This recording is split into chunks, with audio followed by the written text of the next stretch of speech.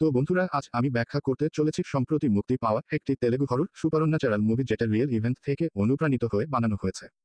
এই মুভির নাম হলো ওডেলা 2। এখন দেখো, ওডেলা 1 যেটা আছে সেটা আমি ব্যাখ্যা করিনি, কিন্তু এখানে এই মুভির মধ্যে তার তেমন জড়িততা নেই। তবে হ্যাঁ, একটু স্টোরি আমি অবশ্যই বুঝিয়ে দেব যাতে ওডেলা 2 বুঝতে তোমাদের অসুবিধা না হয়। আর আমি স্ক্রিনে টাইমস্ট্যাম্পও দিয়ে দেব যাতে যারা ওডেলা 1 দেখেছে তারা সরাসরি গিয়ে ওডেলা 2 দেখতে পারে। কিন্তু যদি এখনো তোমার কোনো সন্দেহ থাকে তাহলে দ্রুত এই ভিডিওতে 5000 লাইক আর 300 কমেন্ট করে দাও। যদি এই ভিডিও তোমার ভালো লাগে তাহলে আমি ওডেলা 1 এরও ব্যাখ্যা নিয়ে আসবো। এবং আগেই বলে দিচ্ছি, এর পার্ট 3ও ঘোষণা হয়ে গেছে। তো মুভিটা অনেক বেশি ইন্টারেস্টিং, এখানে দেখে তোমরা অনেক মজা পাবে। আর সম্প্রতি আমি কনজুরিং দ্য লাস্ট রাইটস ফিল্মের টিজার ব্যাখ্যা করেছি। তার স্টোরিটাও বলেছি যে ছোট একটি পরিবারের সঙ্গে রিয়েলে কি হয়েছিল, যেটার উপর ভিত্তি করে এই মুভি বানানো হয়েছে। যদি তুমি এখনো না দেখে থাকো, দেখে নাও। লিংক তোমাকে নিচে ডিসক্রিপশন আর পিন কমেন্টে পেয়ে যাবে। তো চল এখন আর দেরি না করে চলে যাই সরাসরি ভিডিওর দিকে। এখন দেখো, ওডেলা 1 এর গল্পে আমাদের শুধু এটাই দেখানো হয়েছে যে একজন সিরিয়াল কিলার ছিল যার নাম ছিল তিরুপতি। তিরুপতি গ্রামে তার সাইকেলেই ঘোরা করতো, আর সেটা রাতের সময়। যখনই কোনো মেয়ের নতুন বিয়ে হতো তখনই সেই রাতে সে এসে তার সঙ্গে খারাপ কাজ করত এবং তারপর তাকে মেরে ফেলত। এই ব্যাপারটা তার স্ত্রী রাধা ধরে ফেলে, যার ফলে যখন সে এমন কাজ করছিল অন্য এক মেয়ের সঙ্গে, তখন তার স্ত্রী রাধাই তার গলা কেটে ফেলে। এবং এইভাবেই প্রথম গল্পটা শেষ হয়ে যায়। মানে এই মুভির মধ্যে মোটামুটি এতটাই হয়েছিল। তবে যদি তুমি এটা আরো বিস্তারিতভাবে জানতে চাও তাহলে আমি তার জন্য শিগগিরই আরেকটা ভিডিও নিয়ে আসবো। তবে এখান থেকে যদি তুমি পরেও দেখো তাহলে ওডেলা 2 বুঝতে কোনো সমস্যা হবে না। সঙ্গীত তো ওডেলা 2 মুভির শুরুটা হয় ওডেলা গ্রাম থেকেই, যেটা তেলেঙ্গানায়, যেখানে আমরা একটা ছোট মেয়েকে দেখতে পাই যার হাতে ছিল রাধার কাটা মাথা। আর সে সেই রেল লাইন ধরে হাঁটছিল, যেমন আগের মুভির শেষের রাধা তার স্বামী তিরুপতির মাথা হাতে নিয়ে হাঁটছিল। এখন সে সেই মাথা নিয়ে সরাসরি থানায় চলে যায়, আর ওই ছোট মেয়েটিকে দেখে সবাই খুব অবাক হয়ে যায়। এখন এটা কিভাবে হলো আর রাধার এই অবস্থা কিভাবে হলো, কারণ আগের মুভিতে তো সে জেলে ছিল। তো এই মেয়ের হাতে তার মাথা কিভাবে এল? এই সব জানতে হলে আমাদের ফিরে যেতে হবে অতীতে, যেখানে আমরা তিরুপতির মৃতদেহ দেখতে পাই যা মর্গ রুমে রাখা ছিল। তখন ডাক্তার তার সম্পর্কে জানতে চেয়ে বলে যে তার সঙ্গে যা হয়েছে ঠিকই হয়েছে, আর সে তিরুপতির মাথাটা তার দেহে জুড়ে দেয়। এরপর সেই মৃতদেহ তার পরিবারের কাছে দিয়ে দেয়া হয়, যেখানে ছিল তার 2 ভাই, মা ও বোন। এরপর তার দেহটা তারা গ্রামে নিয়ে আসে এবং এই খবর গোটা গ্রামে ছড়িয়ে পড়ে। সরপঞ্চ এই কথা জেনে যায়। এজন্য সে একজন পণ্ডিতকে ডাকে, যেখানে সে পণ্ডিতকে বলে যে তিরুপতি তাদের গ্রামে অনেক সমস্যার সৃষ্টি করেছিল এবং অনেক নিরীহ মেয়েকে মেরে ফেলেছিল। তাই সে মারা যাওয়ার পরেও শান্তি পাবে না এবং তার পুনর্জন্ম হওয়া উচিত নয়। সবচেয়ে বড় ব্যাপার হলো কেউই তিরুপতির দেহকে কাজ দিচ্ছিল না।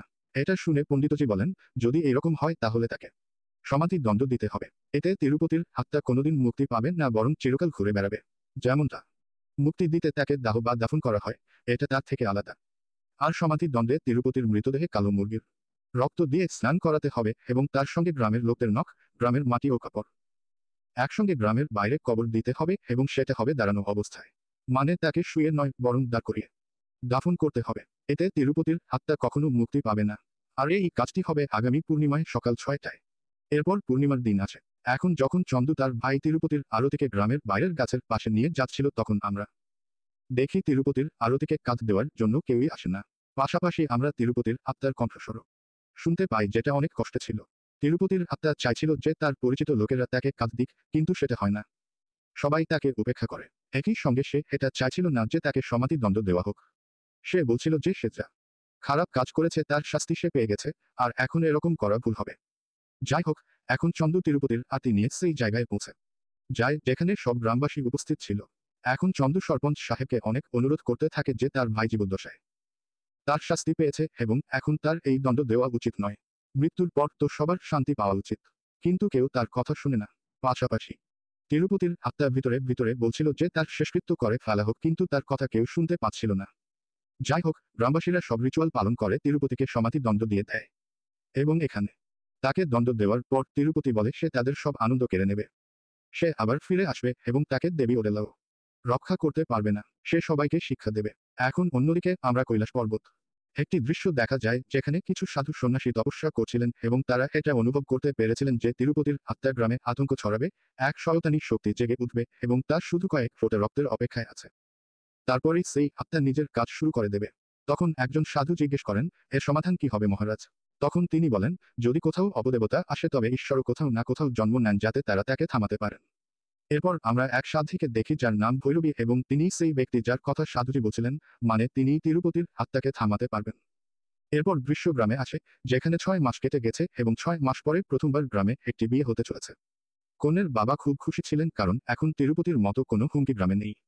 বিয়ের পরে দৃশ্য রাতের দিকে আসে, যেখানে আমরা একজন পণ্ডিতকে দেখি যিনি বর ও কনেকে আশীর্বাদ দিতে যাচ্ছিলেন। কিন্তু পথে তাকে কিছু ছেলে মেলে যারা মদ খাচ্ছিল। তারা পণ্ডিতজিকে তাদের সঙ্গে বসিয়ে নেয় এবং ঠিক সেখানেই তিরুপতির সমাধি ছিল, যার সামনে একটি বটগাছ ছিল এবং ছেলেরা ঠিক তার সামনেই বসে এসব করছিল। তাদের মধ্যে একজন সেই মেয়েকে ভালোবাসত যার বিয়ে হয়ে গেছে। সে সেই মেয়েকে নিয়ে বাজে কথা বলতে শুরু করে এবং পণ্ডিতজি তাকে বোঝান যে এখন তাকে ছেড়ে দিতে হবে, সে এখন আর তার নয়। তখন সেই ছেলে বলে যে সে সেই মেয়ের সঙ্গে খারাপ কাজ করবে এবং দোষমৃত তিরুপতির উপর চাপিয়ে দেবে। এটা শুনে পণ্ডিতজি রেগে যান এবং সেখানে থেকে চলে যেতে চান, কিন্তু এই সময়ে ঘটে যায় এমন কিছু যার কারণে পণ্ডিতজিকে বাথরুমে যেতে হয় এবং তিনি খোলা জায়গায় বাথরুম করতে চলে যান। আর ঠিক সেই জায়গাতেই ছিল তিরুপতির সমাধি, যা হয়তো তিনি ভুলে গিয়েছিলেন বা মদের কারণে মনে ছিল না। তিনি ভাবেন যে অন্যদিকে বাথরুম করবেন, কিন্তু তখনই কিছু মহিলা ফিরছিলেন যাদের দেখে তিনি তিরুপতির সমাধির দিকেই ফিরে যান এবং সেখানেই প্রস্রাব করতে থাকেন। ফেরার পথে তার পায়ে একটি কাঁটা বিঁধে যায় যার কারণে তার পা থেকে রক্ত ঝরে পড়ে এবং সেই রক্ত সরাসরি তিরুপতির সমাধির উপর পড়ে যায়, যার ফলে তিরুপতির আত্মা জেগে ওঠে এবং পণ্ডিতকে অধিকার করে ফেলে। তার চোখ সম্পূর্ণ লাল হয়ে যায়। এখন পণ্ডিত সেই অধিকারকৃত অবস্থাতেই বিয়ে বাড়িতে পৌঁছে বর কনেকে আশীর্বাদ দেন। আশীর্বাদ দেওয়ার পরে তারা তাদের প্রথম রাতের ঘরে চলে যায়, যেখানে তাদের প্রোগ্রামের মাঝে পণ্ডিত হাজির হয়ে যায়। তাকে দেখে বর পণ্ডিতকে থামাতে আসে, কিন্তু প্রজাসৎ পণ্ডিত তাকে থাপ্পড় মেরে দূরে ফেলে দেয়। এটা দেখে কনে বলে, যদি তার বাবার জানা হয়ে যায় তাহলে ভালো হবে না। তখন পণ্ডিত জানায় যে সে পণ্ডিত নয়, বরং তার রূপে তিরুপতি, অর্থাৎ প্রজাসৎ পণ্ডিত যার ভিতরে তিরুপতির আত্মা ছিল। সেখানে তিরুপতি তাকে নিজের আসল রূপ দেখাতে থাকে, যার পর সে জোরপূর্বক কাজ করে। মেয়েটি পালানোর চেষ্টা করে, কিন্তু তখন সে তার চুল ধরে লাথি মারে যার ফলে মেয়েটির মাথার তত্ত্বসহ চুল উঠে যায়।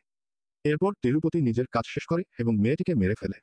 এ খবর গ্রামে আগুনের মতো ছড়িয়ে পড়ে। পুলিশ পণ্ডিতকেই দোষী ভাবে এবং তাকে থানায় নিয়ে গিয়ে প্রচণ্ড মারধর করে। যদিও পণ্ডিত বারবার বলে সে কিছুই করেনি, সে তো কিছু মনে রাখে না কিভাবে সে এখানে এলো। তখন পুলিশ আরও মারধর করে এবং এরপর পণ্ডিতের মনে পড়ে যায় এবং সে পুলিশকে ওই ছেলেদের কথা জানায়, যাদের মধ্যে একজন বলেছিল যে সে মেয়েটির সঙ্গে খারাপ কাজ করবে। পুলিশ তখন ওই ছেলেদেরও ধরে এনে পেটায়, কিন্তু তারাও বলে যে তারা কিছু করেনি এবং আমরাও জানি যে তারা সত্যিই কিছু করেনি। এই সময় আমরা আল্লাহ বকশ নামের এক ব্যক্তিকে দেখি, যিনি একজন মৌলবী এবং ঝাড়ফুঁকের কাজ জানেন এবং গ্রামকে রক্ষা করতেন। তখন এক মা বাবা তাদের মেয়েকে নিয়ে তার কাছে আসে। তখন সে মেয়েটিকে সুস্থ করে তোলে এবং তাদের একটা রিচুয়াল করতে বলে। সে বলে, গ্রাম থেকে একটু দূরে গিয়ে তাদের একটি মুরগির বলি দিতে হবে। রাতে তারা রিচুয়াল করে মুরগি বলি দেয় এবং সেখানে থেকে চলে যায়। এই সময় ভেঙ্কটেশ নামের একটি ছেলে, যে বক্সের সরকারি ছিল, সে দেখে সেই মৃত মুরগিটা তিরুপতির আত্মা খাচ্ছে। এটা দেখে সে অবাক হয়ে যায়। পরের দিন সে বকশকে এটা জানায় এবং বকশ এটা শুনে চিন্তিত হয়ে পড়ে। এরই মাঝে গ্রামের এক বড় ব্যক্তি, যে সরপঞ্চের বিরোধী দলে ছিল, সে তার মেয়ের বিয়ের কার্ড দিতে আসে এবং একটি কার্ড বকশকেও দেয়। তখন বকশ তাকে এই বিয়ে বন্ধ করতে বলে কারণ গ্রামের পরিস্থিতি ভালো নয় এবং কিছু না কিছু গন্ডগোল হচ্ছে। কিন্তু সেই ব্যক্তি জেদি ছিল, টাকার নেশায় চুট ছিল, সে বলে বিয়ে সে বন্ধ করতে পারবে না কারণ পাত্র খুব বড়লোক বাবার ছেলে। এরপর রাত আসে, যেখানে তিরুপতির সাইকেল নিজে নিজে চলতে দেখা যায়, মানে তিরুপতি সেটা চালাচ্ছিল। পরের দিন তিরুপতির পরিবার তার সমাধিতে ভোগ দিতে আসে। তখন তার মা সাইকেলটি দেখে বলেন এটা হয়তো চন্দ্র এনে রেখেছে নেশায়। কিন্তু চন্দু সেটা অস্বীকার করে এবং কেউ তার কথা বিশ্বাস করে না। ভোগ দিয়ে তারা চলে যায় এবং চন্দু তার সাইকেল নিয়ে যায়। তাদের চলে যাওয়ার পর তিরুপতি সেই ভোগ খেতে শুরু করে। এদিকে আমরা সেই লোকের মেয়ের বিয়ে দেখতে পাই যেখানে সরপঞ্চ আসে। সে খাওয়া শেষে 116 টাকা দেয়, যা দেখে কনের ভাই তাকে নিয়ে মজা করে, এত বড়লোক হয়ে মাত্র 116 টাকা। সে এটা মাইকেও বলে দেয়, আর তখনই দুই পরিবারের মধ্যে মারামারি শুরু হয়ে যায়। যাবার সময় সরপঞ্চ বলে তার মেয়ের অবস্থা কনের থেকেও খারাপ হবে। রাতে সরপঞ্চ তার সঙ্গীর সঙ্গে ট্রাক্টরে মদ খেতে খেতে যায়। কিন্তু তখনই তার প্রস্রাব পায় এবং সে ইচ্ছাকৃতভাবে তিরুপতির সমাধিতে শুশু করতে যায়। তখনই তার পায়ে সেই একই কাঁটা বিঁধে যায়, রক্ত পড়ে এবং তিরুপতির আত্মা আবার তাকে অধিকার করে ফেলে। এরপর প্রজাসৎ সরপঞ্চ এক লাথিতে ট্রাক্টরে থাকা লোকটিকে উড়িয়ে দেয়, মানে এখন তিরুপতির শক্তি অনেক বেড়ে গেছে। এরপর সে নিজেই ট্রাক্টর চালিয়ে সেই লোকের বাড়ি যায় যার মেয়ের বিয়ে হয়েছিল, অর্থাৎ তার বিরোধী। কিন্তু সে তার দিব্য দৃষ্টি দিয়ে দেখে যে বর কনে বাড়িতে নেই। সে আবার দৃষ্টি ব্যবহার করে দেখে তারা ভুট্টার খেতে আছে। সে সেখানে পৌঁছে বেডে আঘাত করে, বরকে মেরে ফেলে, কনের মুখে ভুট্টা গুজে দেয় এবং খেতে আগুন ধরে যায়। সব পুড়ে যায়, কনেও মারা যায়। পরদিন পুলিশ এসে দেখে এবং ট্রাক্টর দেখে বুঝে যায় যে এই কাজ কে করেছে। অন্যদিকে আমরা ভৈরবীকে কাশিতে ওম নম শিবায় জপ করতে দেখি। তখন কৈলাসে থাকা সাধুরা বলেন, যখন ভৈরবী 110 কোটিবার জপ করবে তখন অলৌকিক কিছু ঘটবে। এদিকে কনের বাবা পণ্ডিত ও সরপঞ্চকে গাছে বেঁধে মারতে থাকে। তারা বোঝাতে চেষ্টা করে যে তারা কিছু করেনি, কিন্তু কেউ শুনে না। তখন আল্লাহ বকশ এসে বলেন, এই ঘটনা গ্রামের লোকের ভুলের জন্য ঘটেছে। তখন ভেঙ্কটেশ সবাইকে একটা সিসিটিভি ফুটেজ দেখায় যেখানে সাইকেল নিচে থেকে চলছে, মুরগি বাতাসে কেউ খাচ্ছে, সেটা তিরুপতির আত্মাই ছিল। তখন বকশ বলে, এরা তিরুপতির আত্মাকে সমাধি দণ্ড দিয়ে খুব বড় ভুল করেছে। আসলে তারা নিজের মৃত্যুকেই ডেকে এনেছে। গ্রামের লোকেরা তখন নিজেদের ভুল বুঝতে পারে। ঠিক তখনই এক সিনিয়র অফিসার আসে, যিনি পণ্ডিত ও সরপঞ্চকে জেলে পাঠাতে চায়। কিন্তু আল্লাহ বকশ তাকে থামায় এবং তিরুপতির আত্মার কথা বলে। অফিসার এসব শুনে হাসে, বলে 2025 সালেও এরা ভূতের গল্পে বিশ্বাস করে। তখন দেখা যায় গ্রামের সব লোক আসলে আল্লাহ বকশের সঙ্গী ছিল। অফিসার বলে, সে প্রমাণ করবে এসব ভুয়ো কথা এবং রাতভর তিরুপতির সমাধির সামনে বসে থাকবে। সে চেয়ারে বসে অফিসার ও অন্যদের পাঠিয়ে দেয়। পরদিন তার সঙ্গীরা চেয়ার নিয়ে আসে, কিন্তু দেখে অফিসার মরে গেছে, একটি চোখ নেই, পিঠের মাংস ছিঁড়ে গেছে, হাড় বেরিয়ে আছে। আসলে রাতে তিরুপতি তার সাইকেল নিয়ে এসে তাকে টেনে হিঁচড়ে মেরে ফেলে, কারণ সে তাকে অসম্মান করেছিল। এ খবর আবার গ্রামে আগুনের মতো ছড়িয়ে পড়ে এবং সবাই ভয় কাঁপে। এখন তিরুপতির আত্মা প্রতিদিন রাতে তার সাইকেলে ভর করে আসে। সে গ্রামে ঘোরাঘুরি করতে শুরু করে, মানে নিজের ঘন্টা বাঁচাতে। ক্ষয়ের তিরুপতির তাণ্ডবের কারণে ভীত গ্রামের লোকেরা রাধার সঙ্গে দেখা করতে জেলে যায়। গ্রামের লোকেদের মনে আশা ছিল যে রাধা তাদের বাঁচাতে পারবে, কারণ আগেও রাধাই তাদের রক্ষা করেছিল। তারা রাধাকে সব কথা বলে। আর এটা শুনে রাধা বলে যে তারা অনেক বড় ভুল করেছে। তখন গ্রামের লোকেরা তাকে বলে যে হয়তো রাধা তাদের বাঁচাতে পারবে। কিন্তু সে বলে, তাকে নয়, বরং কেবল একজনই তাদের বাঁচাতে পারে, আর সে হলো ভবানী, মানে ভৈরবী, যে আর কেউ নয়, রাধারই বোন। আসলে ছোটবেলায় তার নাম ছিল ভবানী, পরে সে নিজের নাম ভৈরবী রাখে। সে ছোটবেলায় বাড়ি ছেড়ে চলে যায়। কারণ ছিল শিবের প্রতি তার অটুট বিশ্বাস। তার দাদিও শিবের একজন বড় ভক্ত ছিলেন। ভৈরবী সবসময় তার মতোই হতে চেয়েছিল। সে একবার এক ধর্মোপদেশে শুনেছিল যে, যে মেয়ে মায়া মোহ ত্যাগ করবে এবং সারা জীবন কুমারী থেকে শিবের জপ 110 কোটিবার করবে, সে শিবের অসীম শক্তি অর্জন করবে। এই সব কথা ভৈরবীর মনে এতটাই গভীরভাবে বসে যায় যে সে ছোটবেলায় বাড়ি ছেড়ে চলে যায়। আসল ঘটনা ছিল, ভৈরবীর দাদি শিবের উপাসনা করছিলেন, তখন তার হাত থেকে রুদ্রাক্ষ সহ ত্রিশূল পড়ে যায়, যার ফলে তিনি বুঝতে পারেন যে তার মৃত্যুর সময় এসে গেছে। তিনি ভৈরবীর সামনেই প্রাণ ত্যাগ করেন, বা বলা ভালো, শিবে বিলীন হয়েছেন। এরপর ভৈরবীর মা বাবাও মারা যান, আর ভৈরবী একজন নাগা সন্ন্যাসিনী হয়ে ওঠে। গ্রামের লোকেরা রাধাকে জিজ্ঞেস করে, সে কোথায় পাওয়া যাবে। রাধা বলে, সে তাদের রামগিরি কেল্লার ঘাটিতে দেখা দেবে, যেখানে একটি পুরনো শিব মন্দির রয়েছে, যেখানে তার দাদি যেতেন, আর ভৈরবীও প্রতি বছর সেখানে যায়। এটা শুনে গ্রামের লোকেরা তাকে খুঁজতে বের হয়। তারা ভৈরবীর গ্রামে যায়, কিন্তু সে সেখানে ছিল না। আসলে তারা তো তাকে চিনত না। এই সময় কিছু কসাই একটি গরুকে চুরি করে ট্রাকে তুলে নিয়ে যাচ্ছিল, আর গরুর একটি বাচ্চা তার মায়ের পেছনে দৌড়াচ্ছিল। কসাইরা সেই বাচ্চাকে বোতল মেরে তাড়ানোর চেষ্টা করছিল। হঠাৎ গরুগুলো ট্রাক থেকে লাফিয়ে পড়ে। কসাইরা আবার গরুগুলোকে মারতে শুরু করে। এই দৃশ্য ভৈরবীর অনুভূতিতে ধরা পড়ে এবং সে এসে এক কসাইয়ের হাত কেটে দেয়। সে বলে, গরু হত্যার অধিকার কারণেই, এবং তাদের গরুগুলোকে সেখানেই রেখে আসতে হবে যেখান থেকে তারা চুরি করে এনেছিল। কেউ তার কথা শোনেনি, তাই সে সবাইকে পেটায়, আর আমরা বুঝতে পারি ভৈরবী কতটা শক্তিশালী। ওডেলা গ্রামের লোকেরাও সব দেখছিল। ভৈরবী যখন চলে যাচ্ছিল, গ্রামের লোকেরা তাকে ভৈরবী মা বলে ডাকে। এরপর তারা সব কথা জানায়, যেটা শুনে ভৈরবী খুশি হয়নি। কারণ তারা তিরুপতিকে মেরে শাস্তি দেওয়ার সিদ্ধান্ত নেয়, অথচ সে তার পাপের শাস্তি আগেই পেয়ে গেছে। আসলে গ্রামের লোকেরাই দায়ী ছিল ঈর্ষা আর প্রতিশোধের জন্য। তারা বলে, তাদের গ্রামে যেন সুখ শান্তি নেই আর। ভৈরবী এটা শুনে তাদের সঙ্গে যাওয়ার সিদ্ধান্ত নেয়, কারণ তারা বলেছিল, হয়তো ভগবান বলে কিছু নেই। এটা শুনে ভৈরবী রেগে যায়। সেই গ্রামে পা রাখে, আর তার আগমনে গ্রামে আসার আলো জ্বলে ওঠে। সবাই তাকে অভ্যর্থনা জানায়। ভৈরবী প্রথমে তার পুরনো বাড়িতে যায়, যেখানে তার দাদির ছবি এখনো আছে। সে দাদির মাধ্যমেই এই জীবনধারা বেছে নিয়েছে। এরপর একটি রুদ্রাক্ষ একটি গর্তের ভিতর পড়ে যায়, আর সেখানে থেকে শিবের একটি সাপ বেরিয়ে আসে। ভৈরবী বুঝে যায়, এই রুদ্রাক্ষই তাকে পথ দেখাবে। এই রুদ্রাক্ষ তাকে তিরুপতির সমাধি পর্যন্ত নিয়ে যায়। সেখানে পা রাখতেই তিরুপতির আত্মা ছটফট করতে শুরু করে। ভৈরবী একটি ছোট ত্রিশূল নিয়ে সমাধির ওপর গেঁথে দেয়। তিরুপতি ক্ষিপ্ত হয়ে ওঠে। আত্মাকে বেঁধে রাখার জন্য ভৈরবীর দরকার ছিল কিছু জিনিস, 4টি নন্দী মূর্তি, 9 রকমের শস্য, এবং গঙ্গাজল। আল্লাহ বকশ এই জিনিসগুলোর গুরুত্ব ব্যাখ্যা করে, নন্দী ভগবান গণেশের পরে 18 প্রেতগণের প্রধান, তাই আত্মাকে আটকে রাখতে সাহায্য করবে। 9টি শস্য 9টি গ্রহকে প্রতীক করে, যা আত্মার শক্তি দুর্বল করবে। গঙ্গাজল আত্মাকে শান্তি দেয়, কারণ মৃত্যুর পর মানুষের অস্থি গঙ্গায় ভাসানো হয়। ভৈরবী তার নাগা জটা দিয়ে নন্দী মূর্তিগুলোকে বেঁধে দেয়, এবং আত্মাকে সমাধিতে বন্ধ করে দেয়। চারদিকে নন্দী গ্রামের রক্ষা করবে। সে জানায়, আজ মার্গশীর্ষ অমাবস্যা, কাল থেকে শুক্লপক্ষ শুরু হবে। শুক্লপক্ষ শেষ হওয়ার আগে তিরুপতির আত্মা ধ্বংস হয়ে যাবে। তবে যদি কেউ নন্দী মূর্তি নাড়ায়, শস্যের রং পরিবর্তন হয় বা কোনো মানুষের বা পাখির ছায়া পড়ে, তাহলে আত্মা সম্পূর্ণ মুক্ত হয়ে যাবে। গ্রামের লোকদের 15 দিন এই সমাধি পাহারা দিতে হবে। প্রতিদিন এক একটি পরিবার পাহারা দেবে। কেউ গ্রাম ছাড়বে না, কেউ প্রবেশ করবে না। এরপর তারা তিরুপতির শরীর দাহ করবে, যার ফলে তার কপাল মোক্ষ হবে।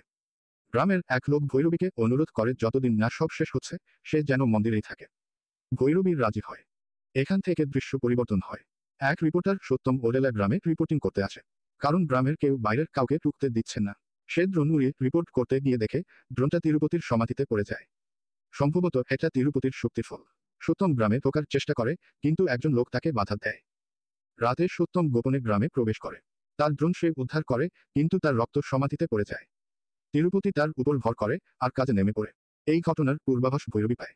তিরুপতি প্রথমে মন্দিরে যায়, সেখানে ভৈরবীকে দেখে কুদৃষ্টিতে তাকায়। কিন্তু শিবের সাপ তার পথ আটকায়। তখন সে সাইকেল নিয়ে পালায় এবং নিজের সমাধির কাছে যায়। ভৈরবী এসে পড়ে, আর তিরুপতি বুঝে যায় সে একজন নাগা সন্ন্যাসিনী। তিরুপতি বলে সে গ্রামের লোকদের রক্ষা করতে পারবে না। ভৈরবী বলে তার উপর শিবের আশীর্বাদ আছে।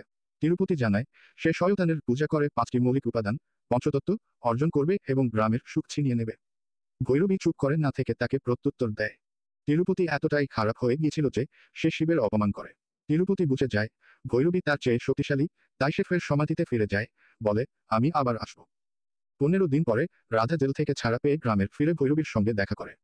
সবাই একসঙ্গে বসে তিরুপতির আত্মার মুক্তির অপেক্ষা করছে। তারা হোলি ও উৎসব নিয়ে কথা বলছিল, তখনই তিরুপতি এসে পড়ে। এবার সে অনেক শক্তিশালী। সে জল, বায়ু, অগ্নি, ভূমি ও আকাশ, এই 5 উপাদান নিয়ন্ত্রণ করে ফেলেছে। এখানে মজা করে বলা হয় এভাবেই ক্যাপ্টেন প্ল্যানেট তৈরি হয়। ওহ দুঃখিত, ভুল কথা। তিরুপতি বলে তাকে ভৈরবী কেউ থামাতে পারবে না। সে গ্রামে শক্তির বলয় তৈরি করে, বলে এই সীমা পেরোলেই মৃত্যু। এই গ্রামে আর চাষ হবে না, স্কুল যাবে না, এটাই এখন শ্মশান। এক লোক পালানোর চেষ্টা করে, কিন্তু সীমা পেরোতেই তার মাথা শরীর থেকে আলাদা হয়ে যায়। গরু ভেড়াও কেটে পড়ে। সবাই বুঝে যায় তারা এখন বন্দী। কোনো পশু পাখিও সীমা পেরোতে পারবে না। এটা ছিল ভয়ঙ্কর এক মৃত্যু। এই সব দেখে গ্রামের লোকদের সব আশা শেষ হয়ে গিয়েছিল। এখন আমরা দেখি যে গ্রামের সবাই সাহস হারিয়ে ফেলেছে। সঙ্গে সঙ্গে ভৈরবীও ভেঙে পড়ে। তার কিছুই বুঝে আসে না এখন কি হবে। দিনগুলো এমনই কেটে যেতে থাকে। গ্রামের মানুষ আতঙ্ক আর দুঃখে কাটাতে থাকে। একদিন ভৈরবী একটি গাছের নিচে বসেছিল, তখন এক মা বাবা তাদের মেয়েকে নিয়ে সেখানে আসে। মেয়েটি খুব অসুস্থ ছিল, তার অবস্থা সত্যিই খারাপ হয়ে গিয়েছিল। তার মুখ থেকে ফেনা বের হচ্ছিল। আর এই মেয়েটি সেই ছিল যে রাধার কাটা মাথা হাতে ধরেছিল। তারপর তাকে বাঁচানোর জন্য তাকে হাসপাতালে নিয়ে যেতে হয়, যা ছিল সীমান্তের ওপারে। আর আমরা জানি সীমান্ত পার করলেই সবাই শেষ হয়ে যায়। তখন ভৈরবী তার বোন রাধাকে অনুরোধ করে সে যেন তার স্বামীর আত্মার মনোযোগ অন্যদিকে সরিয়ে দেয়, কারণ সেটি একমাত্র সেই করতে পারত। সেই সময়ে ভৈরবী লাউডস্পিকারে ওম নম শিবায় জপ করতে থাকে, যাতে সীমান্ত কিছু সময়ের জন্য দুর্বল হয়ে পড়ে। অর্থাৎ আত্মা বিভ্রান্ত হবে এবং শক্তিগুলো দুর্বল হয়ে যাবে। রাধা ঠিক তাই করে। সে তিরুপতির প্রিয় শাড়ি, প্রিয় টিপ, চুরি পরে গিয়ে তার সামনে আবেগপূর্ণ কথা বলে, পুরনো স্মৃতির কথা মনে করিয়ে দেয়। ভাগ্যক্রমে তিরুপতির আত্মা থেমে যায়, সীমান্ত দুর্বল হয়ে পড়ে, সে রাধার কথায় বিশ্বাসও করে। এই সময় ভৈরবী তার কাজ শুরু করে দেয়। কিন্তু তারা মেয়েটিকে নিয়ে যাওয়ার আগেই বিদ্যুৎ কেটে যায় এবং লাউডস্পিকার বন্ধ হয়ে যাওয়ায় সীমান্ত আবার সক্রিয় হয়ে ওঠে। এখন তিরুপতির আত্মা বুঝতে পারে যে রাধা তাকে ঠকাচ্ছে, আর সে রেগে যায়। সে এক ভয়ঙ্কর ঝড়ের রূপ ধারণ করে, কারণ সে 5টি মৌল উপাদান নিজের নিয়ন্ত্রণে রেখেছিল তন্ত্র মন্ত্র আর কালো জাদুর সাহায্যে। এখন সে রাধাকে শাস্তি দিতে চায় এবং গ্রামের লোকদের সামনে একটি দৃষ্টান্ত স্থাপন করতে চায় যে তারা একটি ছোট মেয়ের জন্য তাকে ঠকিয়েছে। তাই সে সেই মেয়েটিকে ভর করে রাধার মাথা তার দেহ থেকে আলাদা করে দেয়। আর সেই মেয়ে রাধার মাথা হাতে নিয়ে রেল ট্র্যাকের মাধ্যমে থানায় পৌঁছে যায়। সিনেমার শুরুতেই যে রেল স্টেশন ওরেলা দেখানো হয়েছিল, এটি সেই জায়গা যেখানে সেই মেয়ে রাধার মাথা নিয়ে যাচ্ছিল। এখন তোমার বুঝতে পারা উচিত এটা কিভাবে সম্ভব হয়েছিল। এরপরের দৃশ্যে ভৈরবীর রাধার অন্ত্যেষ্টিক্রিয়া করে এবং খুবই দুঃখ পায়। সে সম্পূর্ণ ভেঙে পড়ে। এরপর সে তিরুপতির সঙ্গে দেখা করতে যায় এবং অনুনয় করে যেন সে গ্রামটিকে ছেড়ে দেয়। কিন্তু তিরুপতি তাতে রাজি হয় না, কারণ এক সময় সে ও সকলের সামনে কাকুতি মিনতি করেছিল যেন তাকে সমাধি শাস্তি না দেওয়া হয়, কিন্তু কেউ তার কথা শোনেনি। তখন সে জিজ্ঞেস করে গ্রামের লোকেরা কি করলে তার রাগ শান্ত হবে। তিরুপতি বলে ভৈরবী যদি তাকে বিয়ে করে, তার সঙ্গে মিলনের রাত কাটায় এবং শিবভক্তি ত্যাগ করে তাকে পূজ্য হিসেবে গ্রহণ করে এবং তার সামনে আত্মসমর্পণ করে, তবে সে প্রতিশ্রুতি দেয় সে গ্রামবাসীদের ছেড়ে দেবে। এ কথা শুনে ভৈরবী ভীত হয়ে পড়ে, কিন্তু গ্রামবাসীদের জন্য সে প্রস্তুত হয়ে যায়। কারণ তার মতে এটিও হয়তো শিবের ইচ্ছা। কিন্তু গ্রামবাসীরা তাকে এটা করতে দিতে চায় না। তারা বলে এই সব গ্রামবাসীদের দোষ। তখন ভৈরবী তাদের আশ্বাস দেয় যে ভগবান সব ঠিক করবেন। তবে এত কিছু হওয়ার পর গ্রামের মানুষদের ঈশ্বরে বিশ্বাস হারিয়ে যায় এবং তারা সব আশা ত্যাগ করে। কিন্তু ভৈরবী তাদের বলেছিল, সবকিছুর মধ্যে ওম ধ্বনি থাকে, তাই সবকিছুর মধ্যেই ঈশ্বর বিরাজ করেন এবং এটিও হয়তো তাদেরই ইচ্ছা। এরপর সে চলে যেতে থাকে এবং তিরুপতির কাছে যাওয়ার আগে আল্লাহ বক্সের সামনে ওম নম শিবায় জপ করতে করতে তার মাথায় হাত রাখে। আল্লাহ বখশ বুঝতে পারে না সে কেন তার সামনে এমন করল। এরপর সে ভাবনায় পড়ে যায় এবং ওম নম শিবায় এ মানে ডিকোড করতে চেষ্টা করে। যেমনভাবে ভৈরবী জপ করতে করতে হাত তুলেছিল, তার অর্থ ছিল কপাল। তখন আল্লাহ বখশ বুঝতে পারে সে আসলে কপাল মোক্ষ এর কথা বলছিল, অর্থাৎ তিরুপতির আত্মাকে মুক্তি দেওয়ার জন্য তার কপাল ও দেহ পুড়িয়ে দিতে হবে। অন্যদিকে ভৈরবী প্রস্তুত হয়। আগে সে একজন সাধ্বীর মতো সাজত, কিন্তু এখন সে বিয়ের রাতে একটি সাধারণ নারীর মতো সাজে। অন্যদিকে গ্রামের সবাই নন্দী ভগবানের মন্দিরে উৎসব শুরু করে এবং পূজা করে, অর্থাৎ মালন্না মন্দিরে, যিনি শিবেরই এক রূপ। কিন্তু তিরুপতির আত্মা তখন ভৈরবীর সঙ্গে জোর করে সম্পর্ক স্থাপন করতে আসে। সে গ্রামের এক ছেলের শরীরে প্রবেশ করে, যে শুরু থেকেই ভৈরবীকে পছন্দ করত। সে আর কেউ নয়, ভেঙ্কটেশ নিচে। কিন্তু সে ভৈরবীকে স্পর্শ করতে পারে না, কারণ ভৈরবী বারবার ওম নম শিবায় জপ করছিল, যা তিরুপতির সহ্য হচ্ছিল না। তাই সে ভৈরবীকে গ্রামবাসীদের সামনে নিয়ে আসে এবং তার সঙ্গে জোর করে কিছু করতে চায়। কিন্তু ভৈরবী এখনো জপ করেই যাচ্ছিল। এখন তার জপ 110 কোটি পূর্ণ হতে চলেছে। এতে রেগে গিয়ে তিরুপতি ভৈরবীকে নির্মমভাবে মারতে থাকে। সে শিবেরও অপমান করে। এরপর সে ভৈরবীকে একটি জ্বলন্ত কাঠ দিয়ে আঘাত করে। তখন ভৈরবীর কেবল একবার ওম নম শিবায় বললেই তার 110 কোটি জপ সম্পূর্ণ হয়ে যেত, কিন্তু তার আগেই সে অজ্ঞান হয়ে যায়। এই দৃশ্য দেখে সবাই ভয় পেয়ে যায়। তখন গ্রামের একটি ছোট মেয়ে ভৈরবীর কাছে গিয়ে তাকে জাগাতে চেষ্টা করে। এটা দেখে তিরুপতি হেসে ওঠে। কিন্তু যখন ভৈরী জাগে না, তখন মেয়ে নন্দী ভগবানের মূর্তির কাছে গিয়ে কানে কানে বলে, তোমাকে আসতে হবে, ভৈরবীকে বাঁচাতে হবে। যদি তুমি আজ না আসো, তবে মানুষ তোমার প্রতি বিশ্বাস হারিয়ে ফেলবে। এই কথাগুলো বলার পর নন্দী ভগবানের মূর্তি প্রাণ পেয়ে যায়, জীবিত হয়ে ওঠে। এটা দেখে গ্রামবাসীদের মধ্যে ঈশ্বরের বিশ্বাস আবার ফিরে আসে। দৃশ্যটি ছিল রোমাঞ্চকর। নন্দীজি এসে ভৈরবীকে আশীর্বাদ দেন, যাতে সে জেগে ওঠে। অপরদিকে আমরা দেখি আল্লাহ বখশ ও তার লোকেরা তিরুপতির কঙ্কাল খুঁড়ে বার করে। এদিকে ভৈরবী এখন তিরুপতির বিরুদ্ধে লড়াইয়ের জন্য প্রস্তুত। কিন্তু তিরুপতি তার কালো শক্তি ব্যবহার করতে থাকে। সে তন্ত্র ব্যবহার করাই গ্রামের মানুষের দম আটকে আসে, নাক, চোখ, কানের রক্ত বের হতে থাকে। মনে হচ্ছিল সে তাদের আত্মা বন্দী করে ফেলেছে। তখন ভৈরবী শেষবার ওম নম শিবায় জপ করে। তখনই স্বয়ং শিব আসেন এবং দর্শন দেন। শিবের আলো যখন গ্রামবাসীদের উপর পড়ে, সবাই ভালো হয়ে যায়। কারণ আমরা জানি শিবের সামনে ভূত প্রেত কিছুই নয়। তাদের শিবের অনুমতি ছাড়া নড়তেও পারে না। শিব দর্শন পেয়ে সবাই আনন্দে ভরে ওঠে। শিব তাকে একটি ত্রিশূল দেন, যাতে 5টি মৌলিক উপাদান একত্রিত ছিল। তখন ভৈরবী দেবীর রূপ নেয়, আদ্যাশক্তি হয়ে ওঠে এবং সেই ত্রিশূল দিয়ে তিরুপতির উপর আঘাত করে। অপরদিকে আল্লাহ বখশ তিরুপতির দেহে কপাল মোক্ষ দেয়, অর্থাৎ তার দেহ দাহ করে দেয়।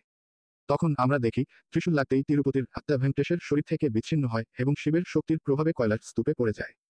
ভেঙ্কটেশ স্বাভাবিক হয়ে যায়, কিছুই বুঝতে পারে না কি ঘটেছে তার সঙ্গে। এইভাবে তিরুপতির সমাপ্তি ঘটে। এরপর আমরা দেখি কৈলাস পর্বতে সেই সাধুরা এক গুরুকে জিজ্ঞাসা করেন, আমাদের এত বয়স হয়ে গেল, অথচ ভৈরবী কিভাবে এত অল্প বয়সে 110 কোটি বার জপ করতে পারল। তখন গুরু বলেন, এটা ভৈরবীর পূর্বজন্মের ফল। সে আগের জন্মেও শিবের বড় ভক্ত ছিল। তাই তার পূর্বজন্মের কর্ম এই জন্মে ফিরে এসেছে। পূর্বজন্মে যা করা হয় তা ভবিষ্যতের জন্মেও গোনা হয়। এজন্যই তার জপ পূর্ণ হয়ে যায়। এরপরের দৃশ্যে আমরা দেখি গ্রামের মানুষ সকালের খাবার খাচ্ছে। তখনই তারা সাইকেলের ঘন্টার শব্দ শুনতে পায়। তারা আবার দেখে তিরুপতির সাইকেল নিজে নিজে চলছে। এটা দেখে সবাই ভয় পেয়ে যায়। আর সিনেমার শেষ দৃশ্যে আমরা দেখি শিবলিঙ্গ, যেখান থেকে বোঝা যায় ওরেলা পার্ট 3 আসছে।